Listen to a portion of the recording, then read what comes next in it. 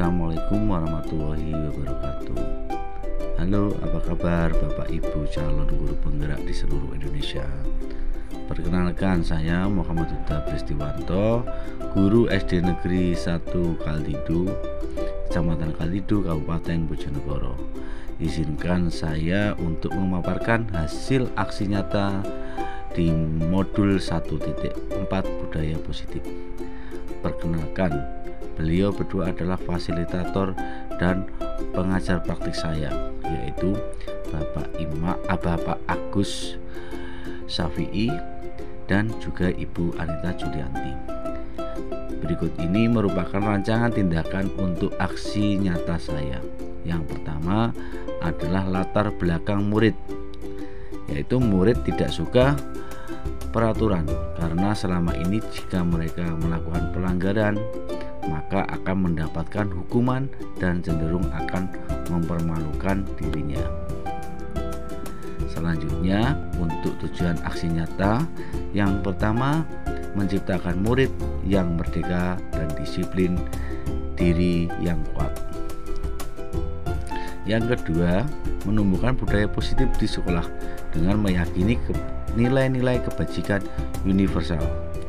Tolak ukur keberhasilan aksi nyata saya adalah dengan terbentuknya keyakinan kelas melalui kegiatan kesepakatan kelas yang dilakukan oleh wali kelas dan siswa. Yang kedua, siswa mampu menerapkan dan menjalankan keyakinan kelas yang telah dibuat.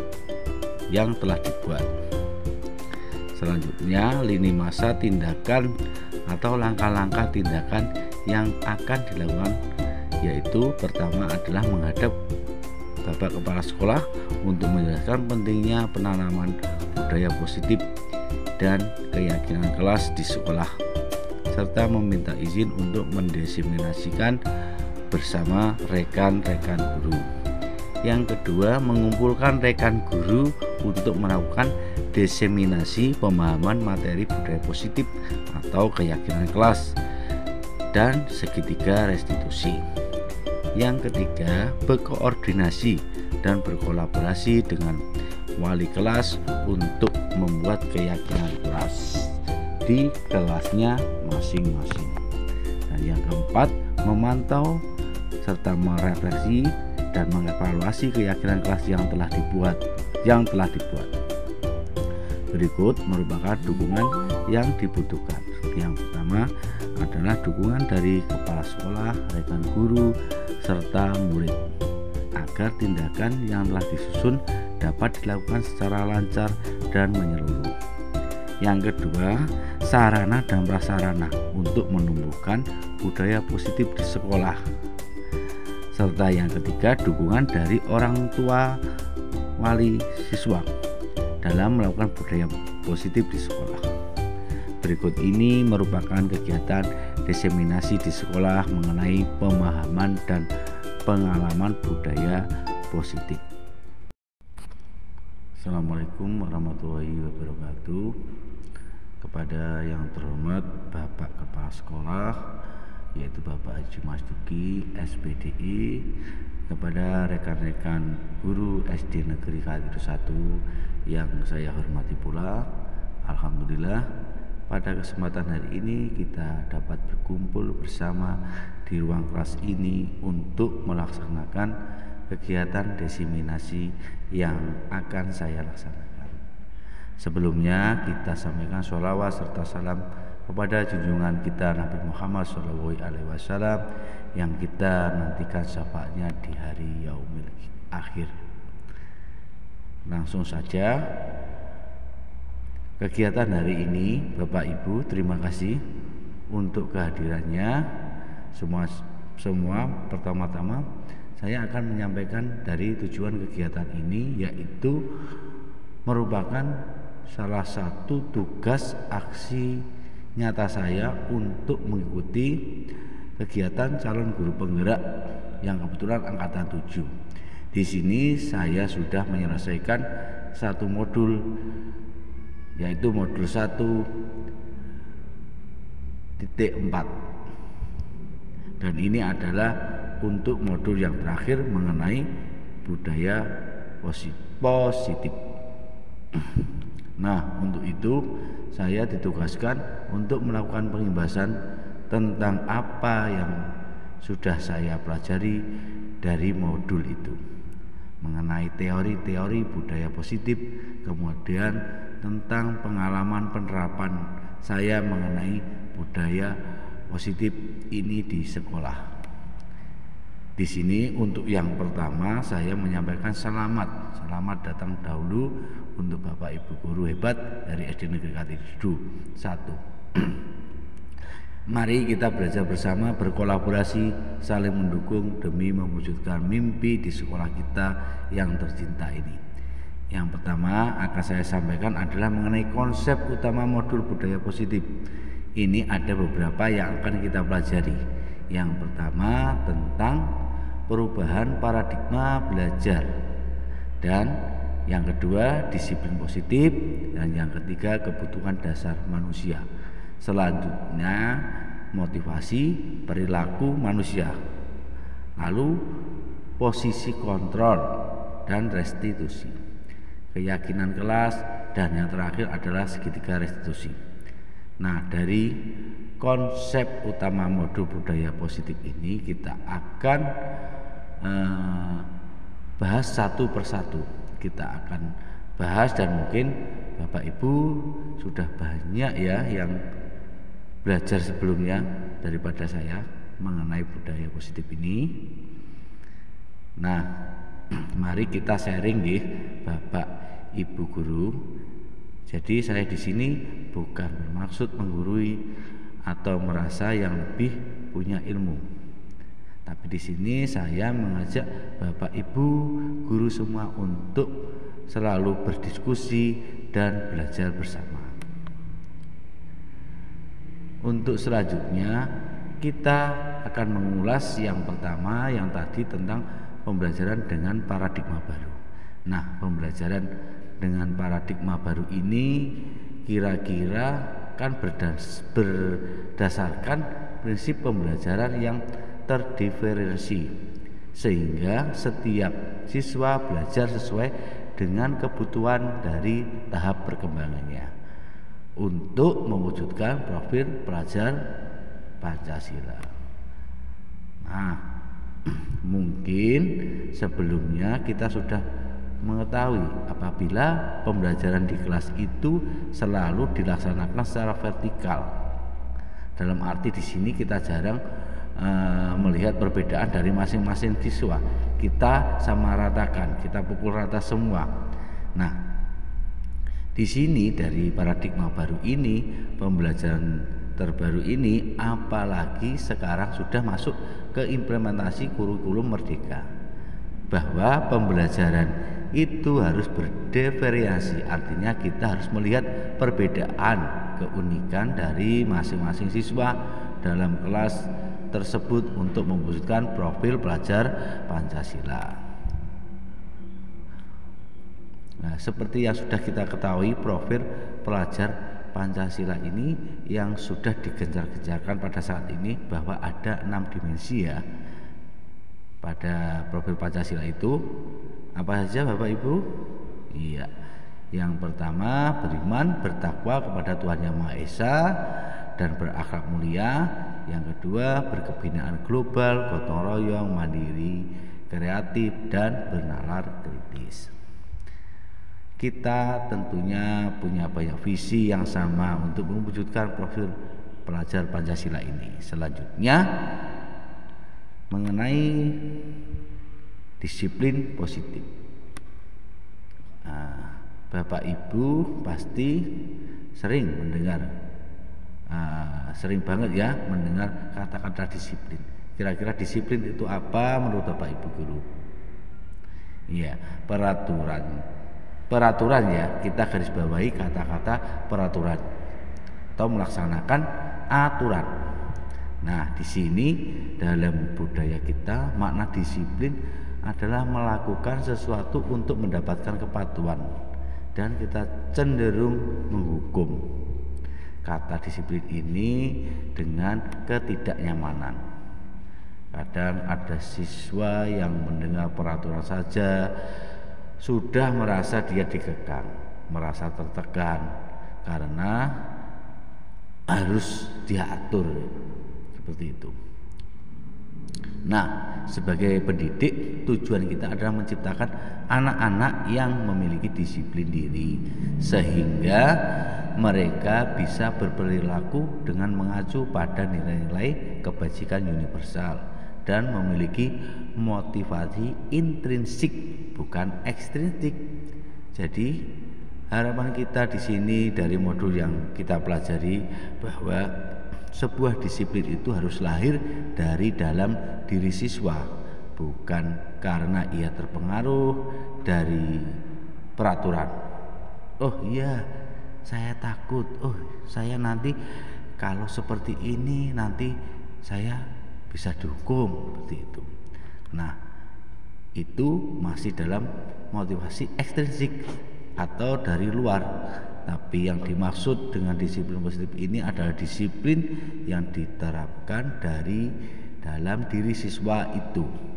Jadi siswa sudah sadar kalau istilahnya seperti ini. Saya harus bersikap seperti ini ya untuk diri saya sendiri, bukan untuk menyenangkan guru saya dan juga agar saya terbebas dari hukuman. Bukan seperti itu ya Bapak Ibu guru.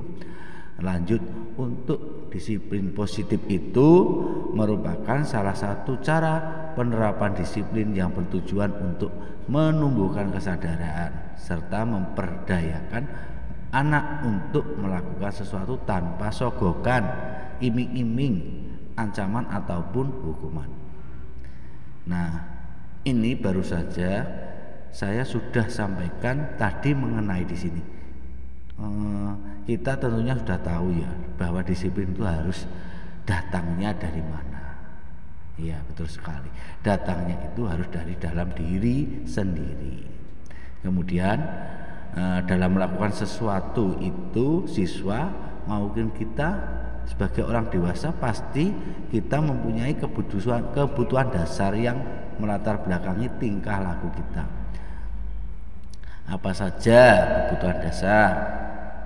Ya, yang pertama adalah kebutuhan fisiologi atau berkaitan dengan fisik. Ya, artinya kita bertahan hidup.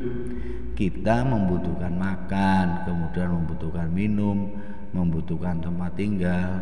Itu namanya kebutuhan dasar sandang, pangan, papan. Sandang, pangan dan papan ya. Kalau itu dalam bahasa Jawa. Yang kedua adalah tentang kebutuhan kasih sayang dan merasa diterima.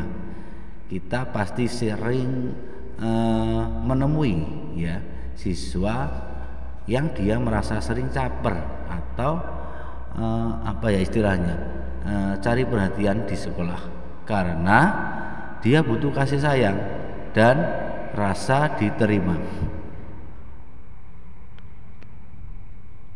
Dia dikeluarkan tidak mendapat di luar tidak mendapat seperti itu, kemudian berlaku yang kira-kira dia kalau enggak membutuhkan kasih sayang dia sering ramai sendiri. Kadang ada yang hanya diam ketika ia baru menjawab, yaitu kebutuhannya yang jelas itu kebutuhannya kebutuhan ingin diperhatikan atau ingin kasih sayang. Yang ketiga yaitu kebutuhan akan penguasaan, di mana kita sebagai manusia atau kita melihat siswa kita seringkali ada anak yang ingin berkuasa, jadi dia ingin menang sendiri. Nah seperti itu kita bisa melihat bahwa kebutuhannya adalah kebutuhan penguasaan. Nah ini loh saya ini yang paling pintar di sini, seperti itu contohnya Bapak Ibu guru. Kemudian yang keempat adalah kebutuhan akan kebebasan atau freedom. Kebebasan ini diartikan bahwa siswa tidak ingin terkekang apabila lagi tentang peraturan tadi ya. Jadi siswa ingin bebas merdeka. Kita lanjut ya. Selanjutnya tentang kesenangan. Kesenangan ini berarti siswa itu ingin bersenang-senang. Misalkan dalam belajar dia hanya diam, kemudian dia duduk-duduk, hanya mengerjakan tugas. Tapi di dalam hatinya ia tertekan karena sebenarnya ia menginginkan kebutuhan dasarnya, yaitu kesenangan itu terpenuhi. Mungkin dia saat itu ingin di luar kelas atau bagaimana. Ya, artinya kita sebagai guru harus lebih peka dalam hal ini. Pembelajaran yang kita lakukan juga harus lebih menyenangkan. Misalkan anak itu terlihat kebutuhannya kurang, yaitu ingin kesenangan, yaitu kita ajak belajar di ruang kelas, seperti itu ya. Selanjutnya dari kebutuhan dasar itu muncullah motivasi perilaku manusia. Nah, motivasi itu sendiri adalah dorongan yang timbul pada diri seseorang secara sadar ataupun tidak sadar untuk melakukan tindakan dengan tujuan tertentu. Nah, dari sini motivasi itu berarti dorongan ya, dorongan. Saya melakukan itu motivasinya apa? Bisa dari internal, bisa dari eksternal. Beberapa motivasinya antara lain yaitu yang pertama, melakukan sesuatu ini khususnya siswa untuk menghindari ketidaknyamanan dan hukuman. Siswa melakukan disiplin diri karena takut dihukum. Ini merupakan motivasi ekstrinsik. Tapi saya sudah menyinggung dari awal tentang adanya motivasi ekstrinsik karena ia takut dihukum. Kalau ekstrinsik itu berarti ia takut dihukum.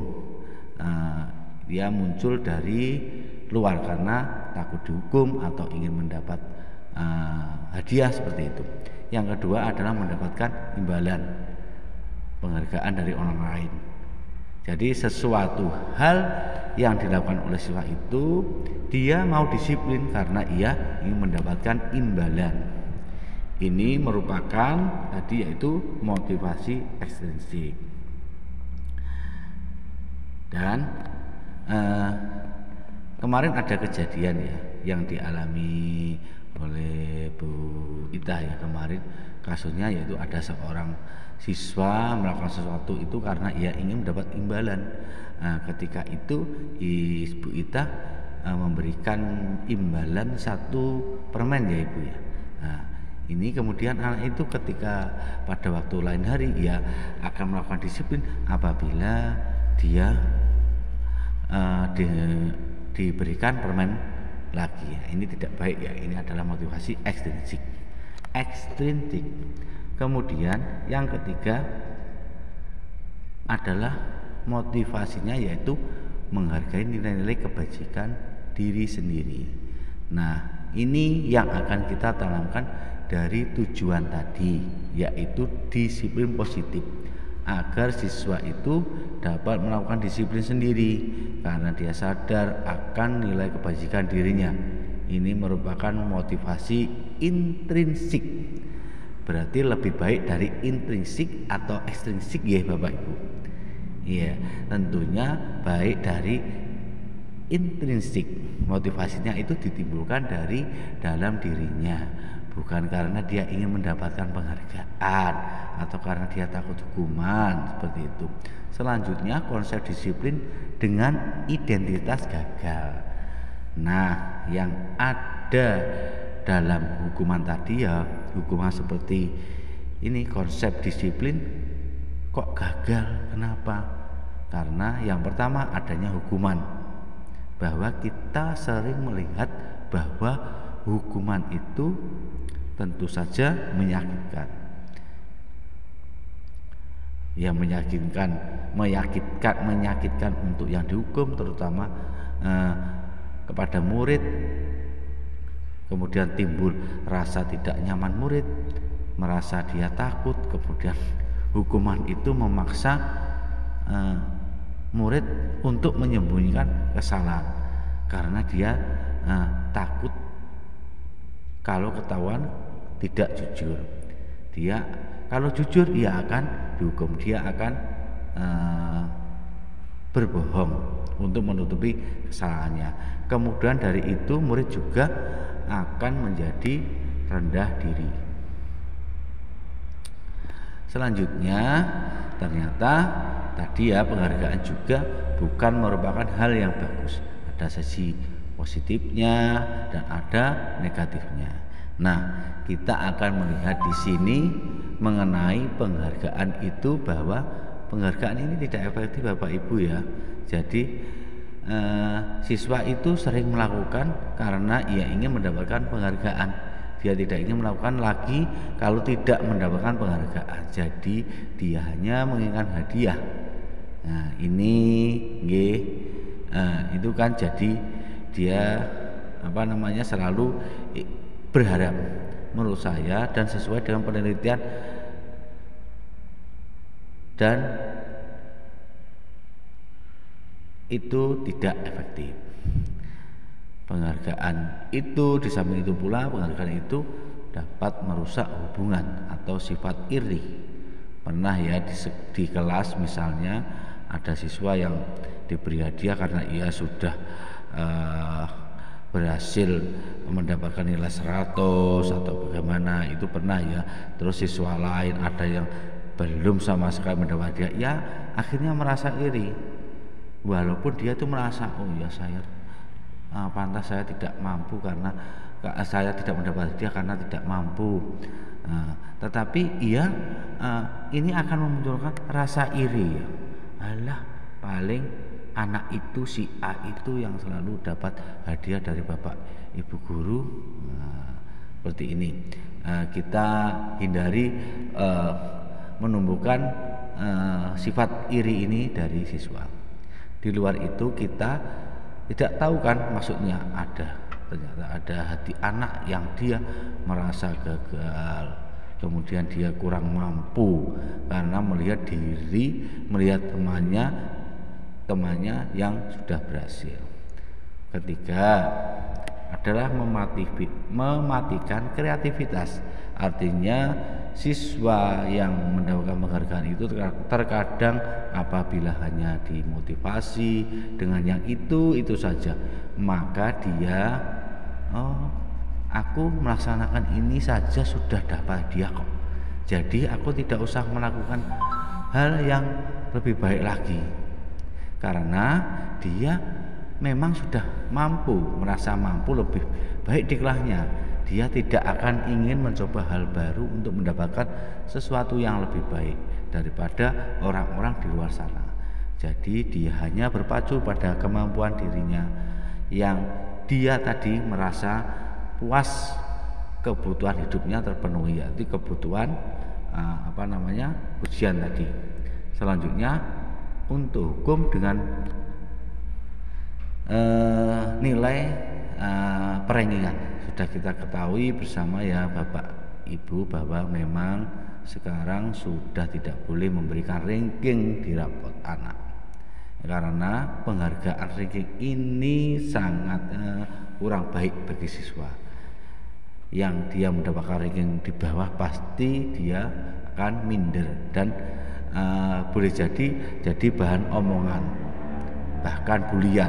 Terkadang ada mungkin orang tuanya merasa gagal sedikit karena anaknya tidak mendapatkan ranking tersebut. Nah, untuk efeknya lagi, perenggingan ini dapat merampas hak untuk menghargai diri sendiri. Contohnya saat siswa itu senang belajar membaca, kemudian dia awalnya hanya bisa membaca kata-kata, dan di lain hari berikutnya dia bisa membaca satu kalimat. Nah, dia dengan seperti itu kan dia bangga, dia merasa ada pencapaian pada dirinya. Tetapi apabila kita memberikan penghargaan misalkan di rumah saja ya, kita terhadap putra-putri kita sendiri, ketika oh iya kamu sudah pintar nak, sudah bisa membaca satu kalimat ini, nanti tak belikan es krim ya. Seperti itu kan kita. jadinya itu kita merampas hak menghargai diri sendirinya. Aku sudah puas menghargai diri sendiri kok dikasih es krim. Oh, berarti penghargaan ini yang akan saya dapatkan. Jadi meskipun dia termotivasi, tetapi melalui ekstrinsik. Kembali lagi melalui ekstrinsik dari luar, bukan dari intrinsik dari dalam. Selanjutnya untuk konsep disiplin. Ya, nah yang pertama ada yang namanya konsekuensi. Konsekuensi itu pernah ya Bapak Ibu dengar kata-kata konsekuensi. Nah, konsekuensi itu adalah apabila siswa misalnya melakukan sesuatu kesalahan, konsekuensinya dia harus bertanggung jawab memperbaiki kesalahannya itu. Misalnya menumpahkan minuman temannya di kelas, otomatis konsekuensinya apa? Ya, harus membersihkan. Nah, itu bisa jadi kita menyuruhnya. Kalau konsekuensinya itu kadang siswa yang tidak sadar terus dia tidak membersihkan, itu berarti dia tidak tahu apa yang harus dilakukan. Lalu kita sebagai guru harus memberitahu, kamu harus membersihkan, karena itu namanya konsekuensi. Konsekuensi ini ternyata kekuatannya dalam jangka pendek Bapak Ibu. Banyak siswa diberikan konsekuensinya, ia akan tahu dampaknya. Kadang ada juga yang tidak berdampak, jadi tidak tertanam dalam dirinya. Kemudian yang kedua, dari konsekuensi ini perlu monitor yang berkelanjutan. Siswa harus dimonitor apakah kalau misalnya tadi ya sebagai contoh untuk membersihkan minuman temannya tadi itu, kemudian ia melakukan kesalahan lagi, apakah dia melaksanakannya seperti hal yang sudah kita suruh untuk membersihkan atau tidak. Itu kan perlu monitoring, kita selalu memonitor. Kemudian adanya stimulus dan respon. Stimulus artinya kita sebagai guru, misalnya kita menyuruh, "Loh Mas Abi, kamu menumpahkan minuman temannya, sekarang dibersihkan ya."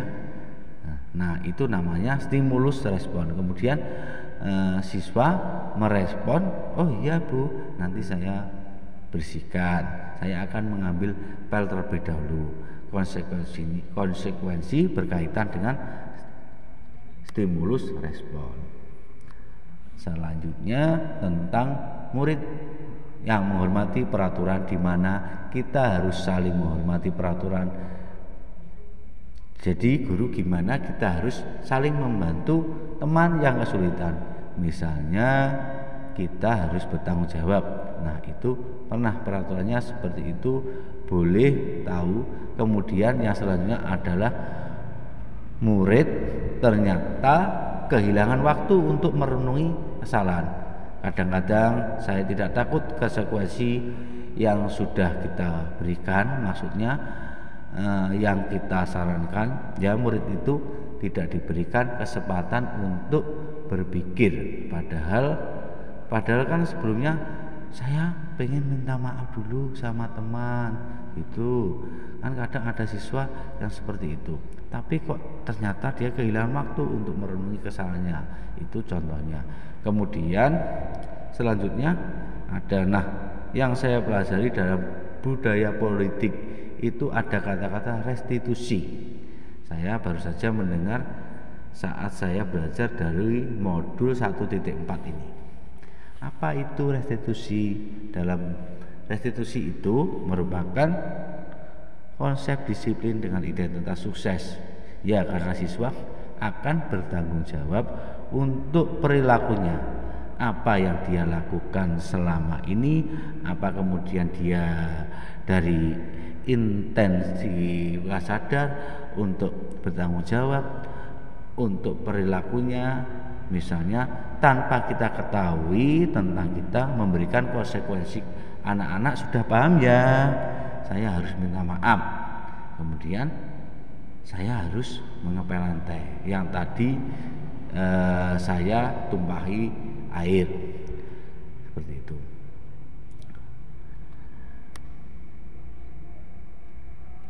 Kemudian yang kedua, fokus pemecahan masalah jangka panjang. Ini kita secara tidak langsung akan membentuk karakter siswa menjadi siswa yang punya tanggung jawab. Karena dengan restitusi ini kita hanya menanyakan kepada siswa seperti diberikan pertanyaan-pertanyaan supaya siswa itu menjawab apa keyakinan dirinya untuk memperbaiki kesalahannya. Selanjutnya, murid menghormati dirinya dan orang lain. Nah, sebagai siswa yang tadi sudah menumpahkan minuman temannya, ia ingin menghormati dirinya. Saya ingin memperbaiki kesalahan saya, Pak, dengan saya meminta maaf. Berarti artinya dia menghormati dirinya karena dia ingin menjadi pribadi yang lebih baik. Dia meminta maaf apabila ia salah dan juga ia ingin menghormati orang-orang lain. Selanjutnya, kalau tadi konsekuensi itu adanya stimulus dan respon. Kalau dalam restitusi dikenal dari teori kontrol, artinya diri sendiri yang memegang kontrol tanpa adanya stimulus dari guru, suruhan dari guru yang lagi mengepel tadi ya, kita harus menyuruhnya tadi tanpa stimulus dia tidak sadar. Tapi dalam restitusi ini dia bisa mengendalikan kontrol dirinya. Iya, saya harus minta maaf, saya harus mengepelnya karena perbuatan saya ini dapat mengotori kelas atau membuat tidak enak kelas. Kemudian terakhir adalah siswa akan bersemangat dengan memperbaiki kesalahan. Nah, apabila kita membiarkan karena dia sudah memiliki teori kontrol, dia sudah mempunyai kontrol diri yang baik, maka dia akan memperbaiki kesalahannya dengan semangat tanpa paksaan, dan itu sudah menjadi sebuah kontrol diri yang baik, seperti itu. Lanjut untuk selanjutnya, nah kita lebih mengenal dengan apa itu restitusi. Apa itu pendekatan restitusi? Yaitu usaha untuk menanamkan pengertian restitusi adalah proses menciptakan kondisi murid untuk memperbaiki kesalahan mereka sehingga mereka bisa kembali pada kelompoknya dan mereka kembali dengan karakter yang lebih kuat. Jadi sesuai dengan pendapat dari Gusen, pengertian restitusi itu juga memiliki ciri-ciri menebus kesalahan, namun belajar juga dari kesalahan siswa. Bukan menebus kesalahannya, tapi dia belajar dari kesalahan yang telah dia lakukan. Nah, ini suatu pembelajaran, artinya dia ingin memperbaiki diri. Kemudian yang kedua, memperbaiki hubungan. Yang ketiga, merupakan sebuah tawaran, bukan paksaan. Sekali lagi, sebuah tawaran, bukan paksaan. Jadi kita menawarkan kepada siswa apa yang akan kamu lakukan, apa yang akan kamu lakukan ke depannya. Apabila siswa menjawab, kita akan mengarahkannya. Itu seperti tujuan siswa menjawabnya masih mengambang. Saya akan menunggu minta maaf, hanya minta maaf. Apa selanjutnya untuk memperbaiki kesalahanmu? Saya mau mengepel lantai ya Pak. Nah, itu namanya restitusi, seperti itu Bapak Ibu. Jadi kita tidak menuntut siswa melakukan apa yang kita inginkan, tapi kita membiarkan dia untuk mengerjakan sesuatu dengan atau dari kepribadiannya. Selanjutnya kita akan menuntun untuk melihat ke dalam diri. Ya, seperti tadi yang sudah saya jelaskan itu adalah untuk melihat ke dalam dirinya. Selanjutnya adalah mencari kebutuhan dasar yang mendasari tindakan itu. Nah, ini bisa terjadi karena kebutuhan dasar manusia itu ada 5. Kebutuhan dasar apa yang mendasari tindakannya? Apakah dia tadi tidak sengaja atau karena dia lagi berlarian terus dia menyenggol tempat minuman temannya sampai tumpah tersebut. Artinya dia membutuhkan kesenangan. Mungkin dia sudah bosan di kelas, dia bercanda dengan teman sehingga ia menumpahkan minuman temannya. Kita mencari dulu apa kebutuhannya, apa kebutuhan dasar yang mendasari tindakan tersebut. Selanjutnya fokus pada karakter, bukan tindakan. Jadi kita ingin menumbuhkan karakter anak yang bertanggung jawab, bukan untuk hanya tindakan yang semata-mata oh ya dia bertanggung jawab supaya saya tidak dimarahi Bu Guru atau Pak Guru. Bukan itu yang dimaksud dengan fokus pada karakter. Yang terakhir, ciri-ciri teks restitusi adalah untuk menguatkan pada fokus pada solusi, menguatkan dan fokus pada solusi dari apa yang telah ia lakukan. Itu masalah apa, dia lakukan solusinya apa. Kemudian kita akan melihat perbedaan dari contoh kasus siswa yang sering tidak mengerjakan PR. Di sini kita akan melihat dari hubungan konsekuensi dan restitusi. Kasusnya sama seperti sering ia tidak mengerjakan PR. Nah, kita akan memberikan hukuman. Kita sering memberikan hukuman, istilahnya mangkel kalau ada siswa yang tidak mengerjakan PR. Apabila kita sebagai seorang penghukum, guru pasti akan menghukumnya dengan contoh hormat bendera 10 menit di lapangan. Kemudian guru marah, ya memberikan hukuman hormat bendera ataupun lari di lapangan. Akhirnya siswa tersebut menjadi takut, tapi hukumannya itu tidak mendidik. Ada konsekuensi apabila konsekuensinya.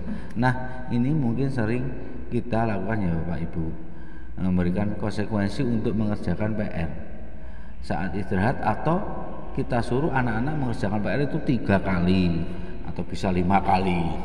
Nah, itu kan tidak nyambung dengan apa yang dia lakukan.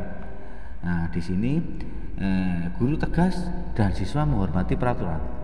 Nah, ternyata ada yang lebih baik dari konsekuensi. Yang lebih baik dari konsekuensi itu yaitu restitusi.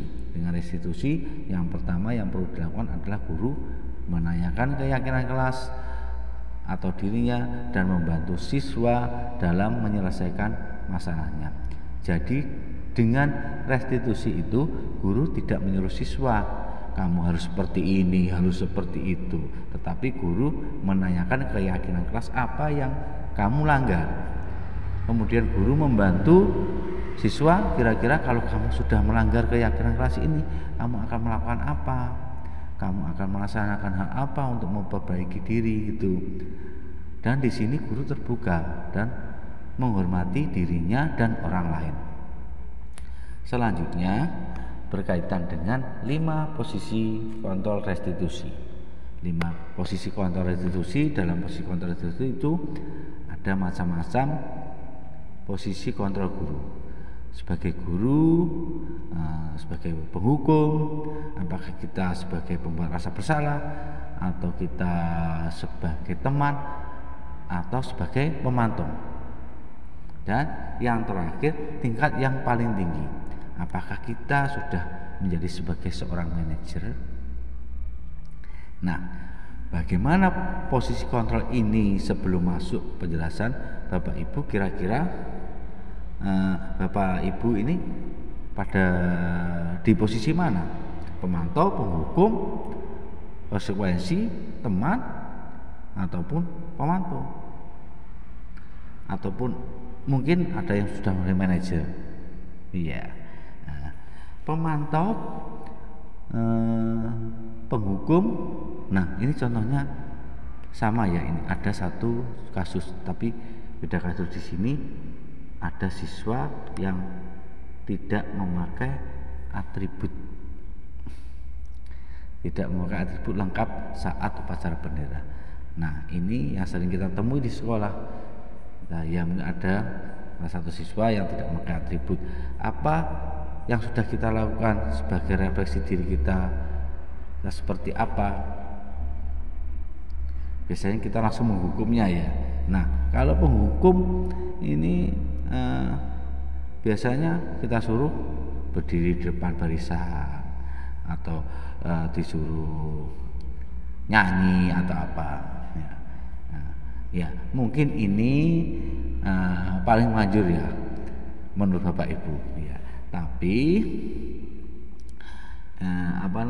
ini akan membuat siswa itu kurang percaya diri, dan lebih baik kita tinggalkan tentang menghukum ini.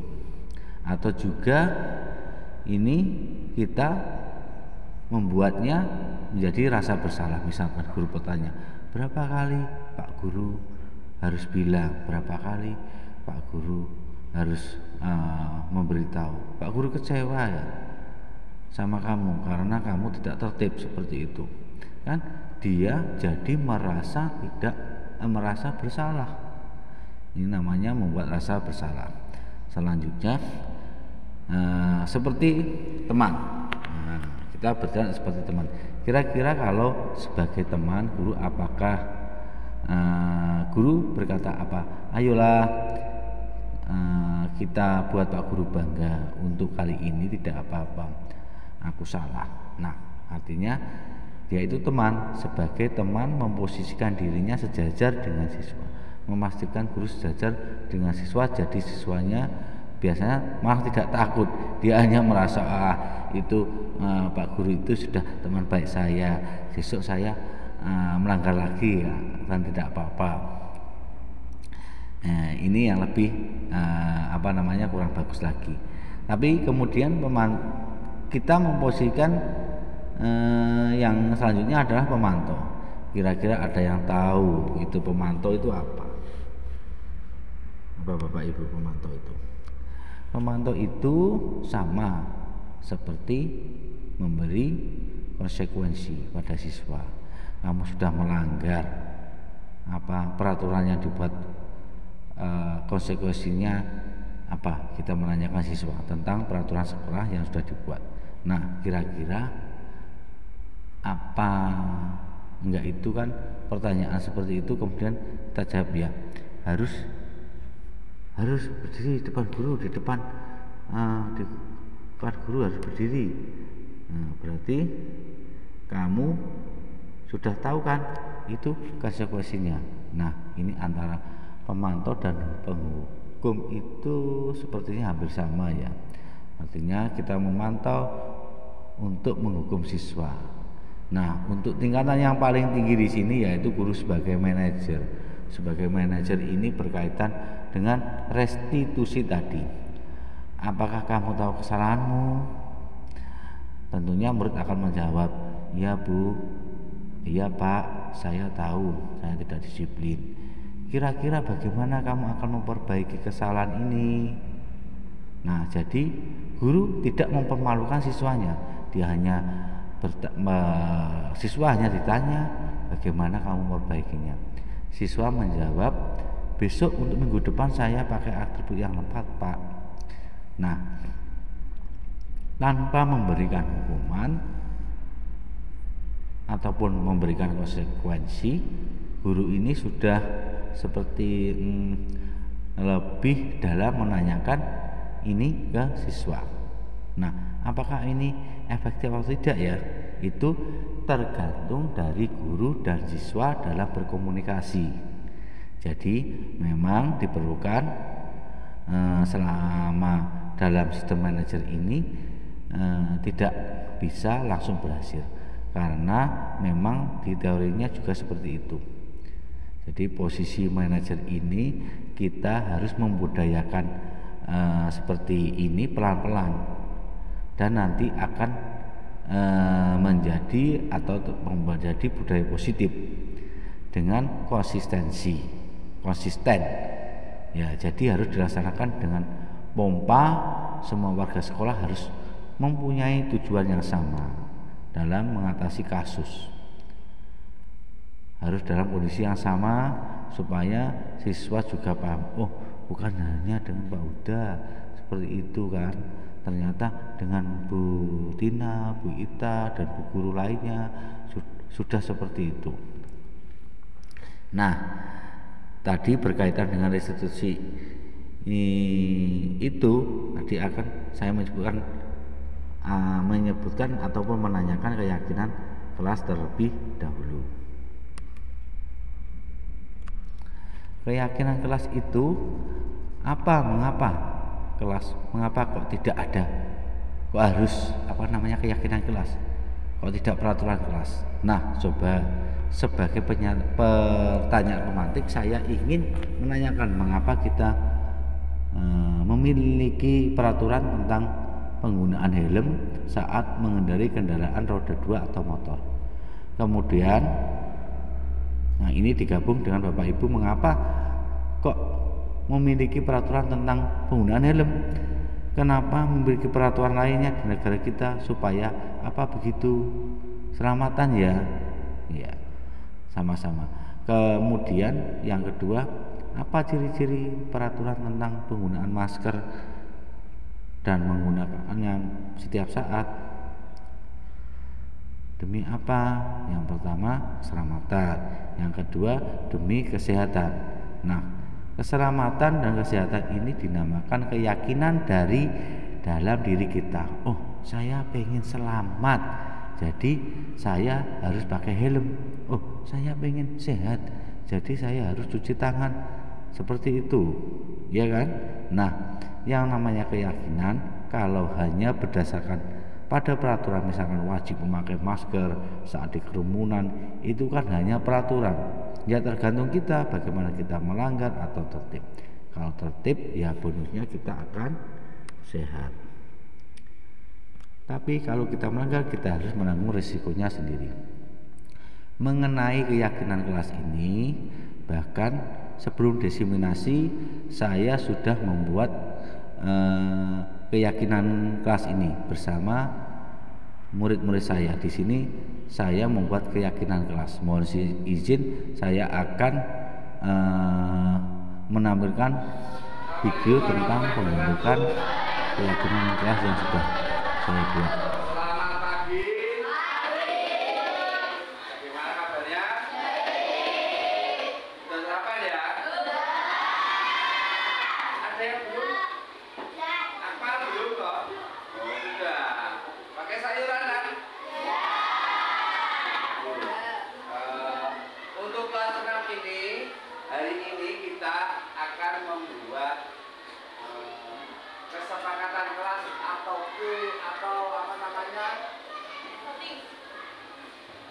seperti peraturan kelas, tetapi ini lebih fleksibel.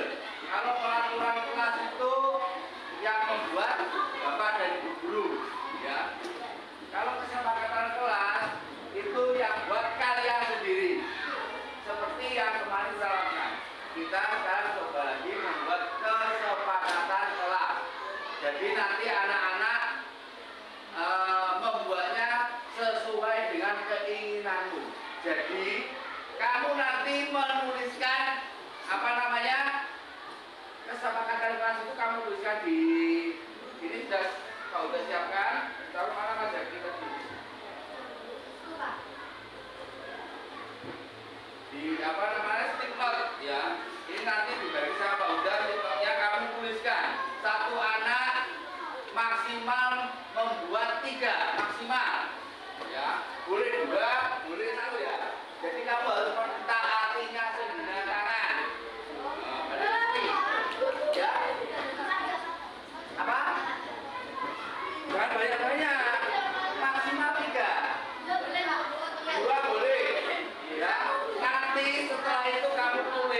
satu-satu.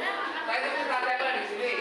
Kita tempelkan, kemudian kita pindah tembok untuk kamu baca tiap hari. Kalau dia nggak setuju dengan kesepakatan kita gimana? Gak apa-apa, itu kan kesepakatan untukmu. Ya, kan itu semuanya ada. Jadi semua anak juga harus mematuhinya. Ya banyak bukan kalian sendiri. Nah, seperti tadi, berikan tahu jangan keluar kelas waktu pelajaran. Kenapa? Enek sing berjalan. Loh, teman-teman kita dari yakin.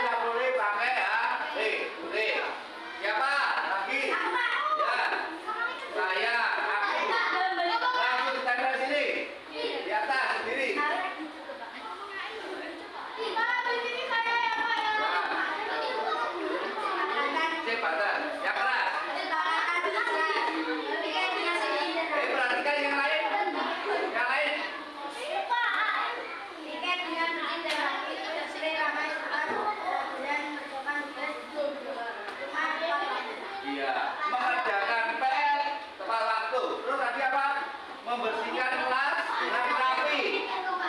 Tiket sesuai dengan tiketnya. Siapa itu tadi? Tidak boleh ramai. Jadi mulai sekarang tidak boleh ramai. Hei, boleh ramai enggak? Boleh ramai enggak? Tidak. Oke. Bapaknya.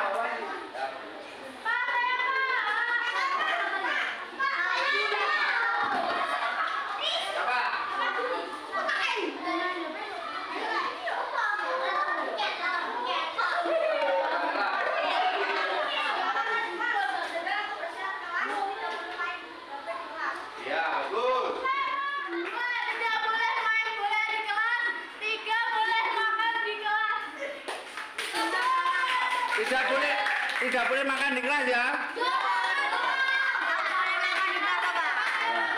Lanjut langsung maju, Riz.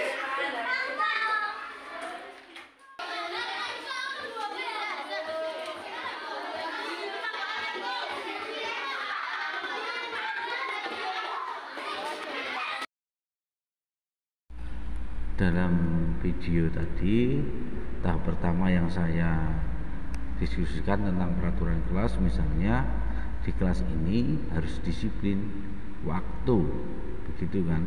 Kemudian saya dan siswa menuliskan di papan tulis apa saja ya kira-kira peraturan yang akan kita laksanakan. Pertama, peraturan duduk. Kemudian yang kedua, saya merumuskan peraturan itu menjadi keyakinan kelasnya.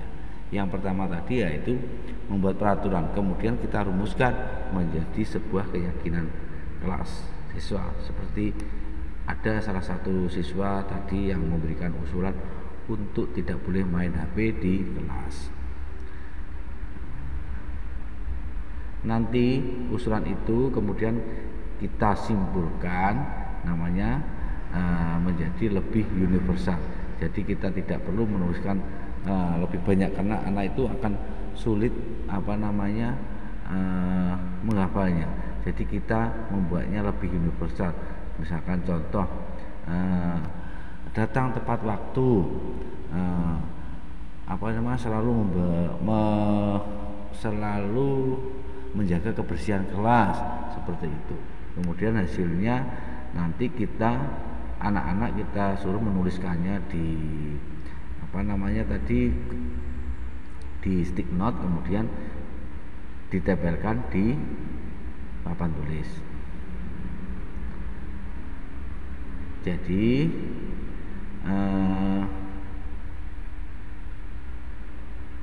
selanjutnya ini ada beberapa bagian kelas. Yang pertama dan selanjutnya itu nanti Bapak Ibu juga dimohon atau sekiranya bisa untuk menyusun keyakinan kelas untuk masing-masing kelasnya. Kemudian untuk menyusun keyakinan kelas itu pembentukannya yang pertama lebih abstrak daripada peraturan. Artinya tadi apabila siswa itu saling menghormati, nah karena dia dari peraturan seperti saat bicara ada yang berbicara, ada yang berpresentasi, harus mendengarkannya Pak. Kan tidak mungkin kita tulis satu persatu ya, untuk menghormati atau menghargai teman yang sedang berbicara. Kemudian itu kan lama dan banyak banget, jadi anak sulit menghafalnya tadi. Tapi kalau lebih universal, lebih dari 5 soal, bisa ditulis saling menghormati, itu aja. Nah, dan itu yang dimaksud dengan keyakinan kelas. Selanjutnya berupa pertanyaan universal. Ini sudah saya bahas tadi, dibuat dalam bentuk positif, saling menjaga kebersihan dan keindahan sedikit saja, agar mudah diingat yang berbeda dan yang berbeda. Kemudian sedikit saja, permudah diingat, jadi tidak usah terlalu banyak. Seperti selanjutnya sesuai dengan kondisi kelas dan sekolah masing-masing. Supaya apa? Supaya mudah diterapkan, disesuaikan dengan sekolah kita atau kelas kita.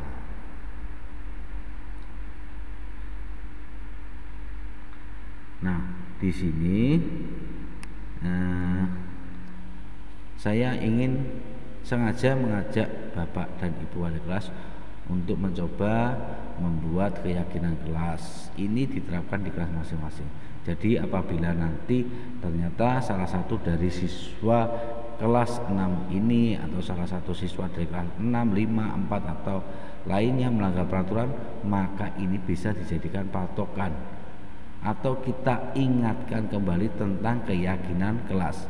Kalau kamu ingin menjadi warga kelas yang baik, kamu harus bisa mematuhi keyakinan kelas serta menerapkannya dalam diri masing-masing siswa.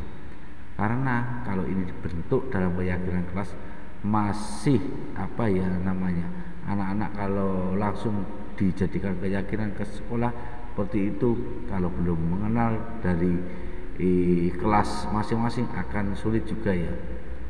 Jadi Bapak Ibu guru dapat mengajak siswa membuat keyakinan kelas terlebih dahulu sebagai sebagai tindak lanjut dari apa yang sudah saya sampaikan.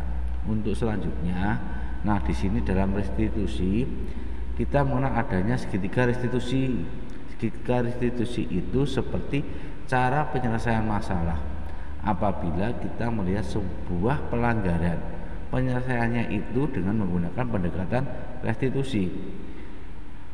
Dan restitusi itu memiliki tahapan-tahapan yang dinamakan segitiga restitusi. Apa yang akan kita lakukan pertama? Yaitu harus satu, menstabilkan identitas. Kita menstabilkan identitas artinya kita mengajak bicara siswa itu tidak langsung menyalahkan siswa, dan siswa tidak pernah mendapat, tapi tidak boleh kita harus mengambil identitas dengan siswa. Kita semua kita bisa membicarakannya dengan memberi kalimat, kita semua pernah melakukan kesalahan. Jadi kita harus melakukan hal yang terbaik dari apa yang kita lakukan dari kita. Kemudian ada juga validasi tindakan yang salah. Jika mengetahui bahwa semua perilaku yang siswa lakukan itu pasti memiliki alasan. Kenapa kok siswa melakukan kesalahan itu? Kenapa kok dia tidak mengerjakan PR? Kita gali dan kita gali lagi apa alasan dia. Kemudian selanjutnya adalah menanyakan keyakinan. Nah, dari permasalahan tadi dia masih melanggar keyakinan kelas yang sudah dibuat. Nah, keyakinan apa yang dia langgar? Kita tanyakan kepada siswa. Yang selanjutnya kita lanjut atau kita bisa menuntut siswa untuk memperbaiki kesalahannya. Di sini saya punya contoh dari penerapan segitiga restitusi. Bapak Ibu bisa menyaksikan ada 2 video. Selamat pagi Mas Zaki. Pak Uda tadi waktu upacara lihat Mas Zaki tidak memakai dasi gatot. Kira-kira kenapa ya? Apa masih di dalam tas? Tidak Pak, tapi pintu saya ketinggalan. Oh iya, tidak apa-apa. Semua orang pasti melakukan kesalahan. Seperti Senin lalu ada teman kalian juga yang tidak membawa topi dan dasi kan? Iya Pak, tapi saya nanti takut dihukum. Saya malu Pak. Tidak apa-apa. Kamu melakukan kesalahan pasti ada alasannya kan? Betul Pak, saya baru kesiangan. Terus kan dulu kalau lupa hari ini upacara. Nah, berarti sudah bagus Mas Zaki. Bangunnya sudah tepat waktu ya. Tinggal ini apa? Jadi kamu kalau tepat waktu datang ke sekolah tidak sampai terlambat ke sekolah. Cuma tadi terlalu cepat sehingga kamu ketinggalan apa? Topi dan dasi kan? Iya Pak. Berarti tadi pagi Mas Zaki sudah tepat, yaitu cepat-cepat siap berangkat ke sekolah. Nah sekarang kita lihat lagi Mas Zaki tidak membawa topi dan dasi. Kira-kira itu melanggar keyakinan kelas atau prinsip dari kamu apa tidak? Iya Pak, saya melanggar. Keyakinan kelas apa yang sudah kamu langgar? Saya tidak disiplin waktu Pak. Nah, Mas Zaki sudah tahukah kira-kira disiplin waktu itu penting apa tidak buat kamu? Mengerti Pak. Oh, kalau tahu itu penting, kira-kira tindakan apa yang akan Mas Zaki lakukan ke depannya? Saya akan dari lebih awal dan memasang alarm. Supaya apa? Saya tidak terlambat. Nah, bagus. Kalau kamu sudah memperbaikinya, kamu akan menjadi orang seperti apa? Saya akan menjadi orang yang disiplin dan mandiri Pak. Baiklah, sekarang kalau Pak Mas Zaki sudah menyadari, silakan masuk ke kelas dan lanjutkan pelajaran. Iya Pak, terima kasih.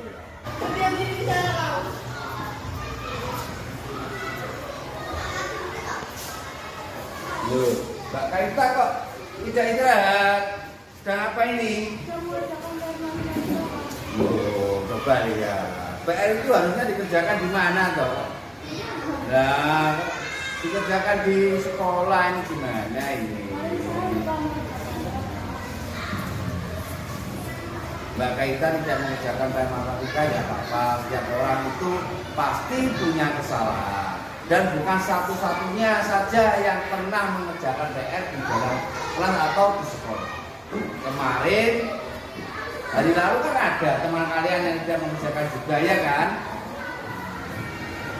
Nah, Mbak Keita melakukan kesalahan ini pasti juga punya alasan. Alasannya apa?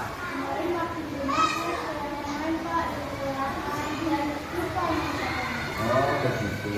Jadi Mbak Keita kemarin kebanyakan main dan kelelahan, lalu ketiduran, iya. Tapi kamunya tidak terlambat kan? Mbak Keita ternyata sudah melakukan hal yang baik, yaitu tidak terlambat sekolah. Tetapi dari kesalahan Mbak Kaita yang sudah melanggar keyakinan kelas itu atau tidak?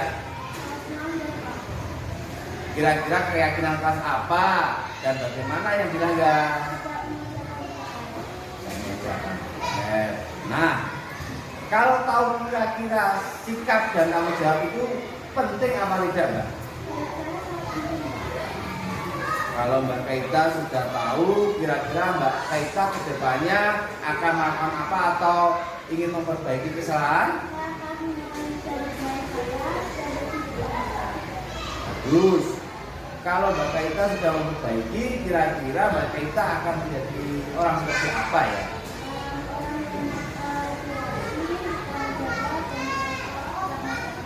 Bagus. Kalau Mbak Kaita sudah mengerti, silakan Mbak Kaita istirahat dulu, PR-nya dikerjakan di rumah aja untuk hari kedepannya ya.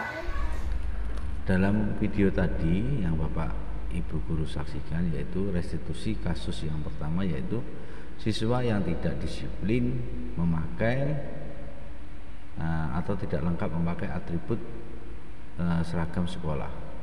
Dan yang kedua, ada salah satu siswa yang tidak mengerjakan PR-nya itu dikerjakan di sekolah. Jadi yang harus kita lakukan pertama kali sebagai manajer yaitu menstabilkan identitas, kemudian memvalidasi tindakan yang salah, menanyakan keyakinan beserta pembahasan kepada siswa untuk memecahkan masalahnya itu secara mandiri. Nah, Bapak Ibu guru, kita sudah sampai di penghujung acara, sudah sampai pada agenda yang terakhir dalam penerapan program disiplin positif